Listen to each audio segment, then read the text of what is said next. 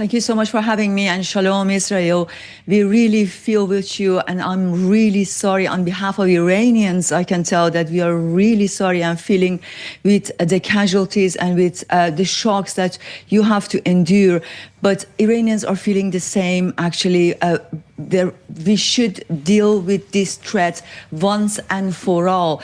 Yes, the U.S. attacks, Israel and the U.S. has shaken the regime's core, and Iranians are buzzing with hope. At the same time, they are terrified, yes, because we are dealing with a regime that is that we don't know how long it's going to survive. They are haunted by fear that the world might leave them alone with a wounded regime ready to unleash brutal revenge on both Iranians and Israelis if Khamenei is not stopped once and for all. How do Iranians see this playing out? We do hear about the fall of Khamenei, this being something that even an internal uprising could bring about, but Khamenei has processes in place to make sure a new supreme leader is then replaced. So even if Khamenei is eliminated or perhaps even dies of old age, the Iranian regime, it could still survive this war.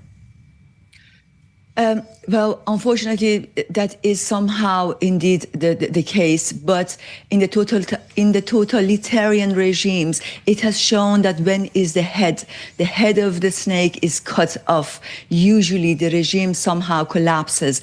Yes. The regime is also downplaying right now the damage to Fordow facility. They say we were prepared for this day, and Fordow was evacuated. A lawmaker representing Qom, the city near Fordow facility, told Fars News Agency, which is an IRGC news agency, that the Fordow facility has not been seriously damaged. But that statement by itself shows that they want to contradict Trump's claims that the site was completely obliterated. On social media, though, Persian users share videos of smoke over Fordow, chanting death to Khamenei, and they still believe that his death will change everything. They're excited that the regime has been hit where it hurts. And when I was just looking on the Persian social media, people are saying, oh, now you're talking about homeland. They're tired of that rhetoric because up until recently, they were not called compatriots, or Iran was not referred to as homeland because the regime pushed a global Islamic vision and not Iran. Iran was not in their vocabulary much. And since the attacks, Iranians share images of hundreds killed in 2018, 2020, and 2022 uprising, furious at being called compatriots now. And one post said, shame on you that Israelis IDF warns our civilians before attacks. And you're not warning us, nor Israeli civilians, bombing their kindergartens and the civilians. And most Iranians, except the 8 to 18% loyalists, feel relief. My Tehran sources see Israeli tackling the neighborhood bully.